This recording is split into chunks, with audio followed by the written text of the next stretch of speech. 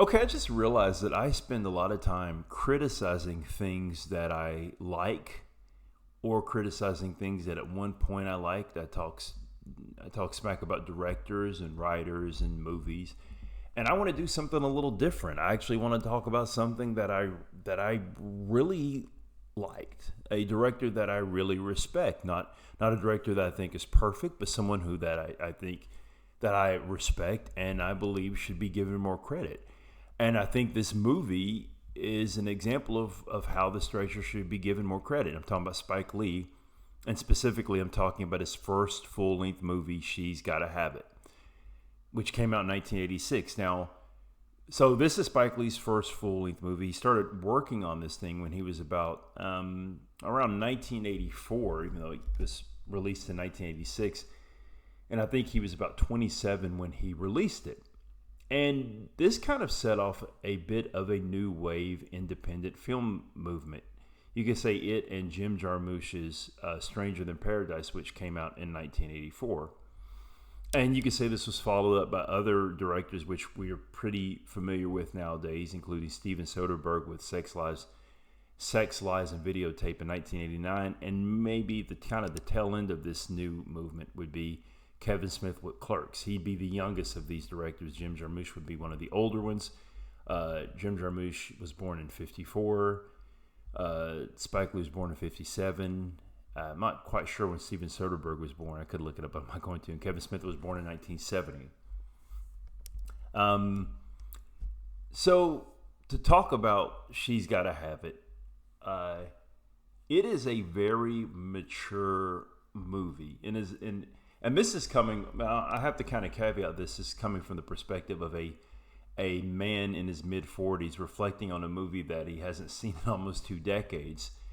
Well, no, I think I saw the movie again 10 years ago. I first saw it about 2 decades ago. Actually, I probably first saw it when I was about 21, 22, and I think I saw it again when I was in my late 20s. Then I saw it about 10 years ago, but it was kind of one of those things where I kind of sat down, watched part of it, and I came back and watched it again. And not to get too much into the movie, but just enough to say why I think the movie is so interesting. And so really it kind of ahead of its time is that it tells the story of this young black woman who lives in New York and is dating 3 men. And the way it's kind of presented is that each of these men combined represent what she wants in a partner. Now, the thing that stood out to me about this movie, even when I first saw it when I was very young, and I think, I want to say when I first watched this movie, I don't even think I was sexually active. So there are elements of the movie I couldn't really necessarily relate to, but even in hindsight, I think were pretty deep. Excuse me, got a cough. Is that one, she's not presented as being a damaged person. She's dating 3 men, and she's having sex with all 3 of these men, and it's not because she has father issues or that she's been abused or anything like that. She's a young, attractive woman who's enjoying her youth and is enjoying the different elements that these men bring. One is kind of funny. One is just kind of good looking. He's kind of the good looking one. And the other one's kind of the sophisticated, successful one. And it's even brought up by one of them, like, what's wrong with you? And it's made obvious that it's made clear that it's not the case that she's making up for any type of past trauma.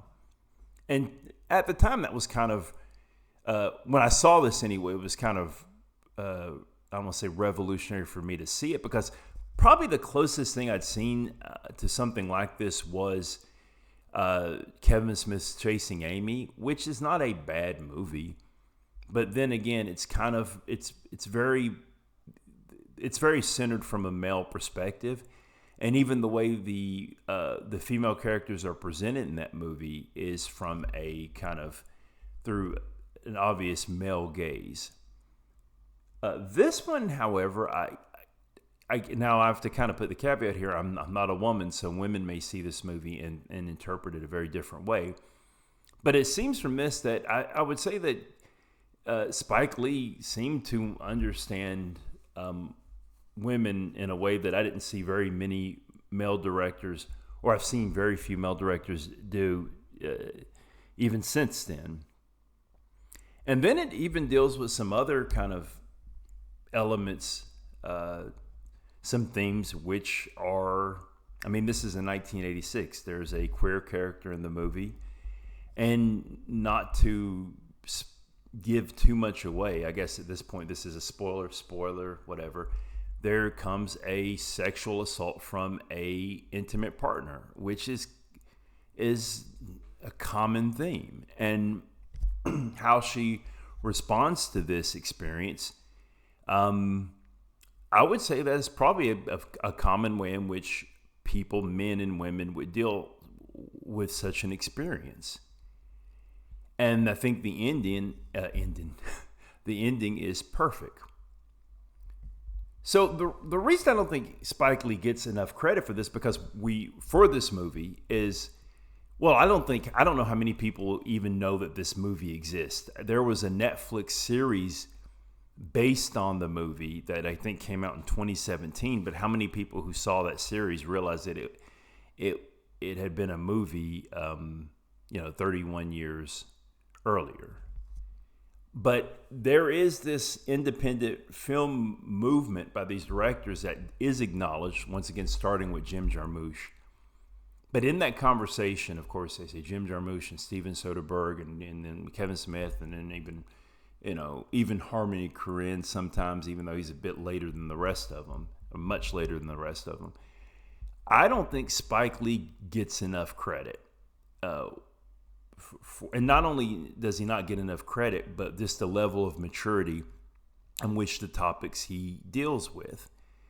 And this, I think it's obvious because a lot of the themes he does deal with are issues of race.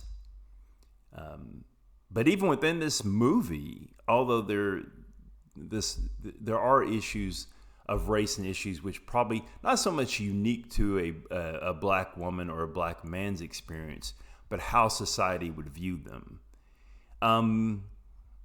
Because I would say that a white woman behaving this way, I do think that there would be a similar type of criticism, but I think it would be stronger towards a black woman, because just the essential conservative nature of black people when it comes to sexuality, and basically how society looks at black sexuality in general.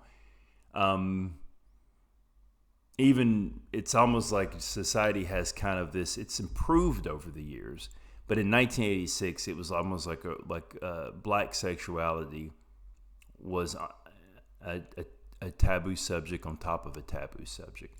Much smarter people have discussed this topic than I have, and I'm not going to get into it right now.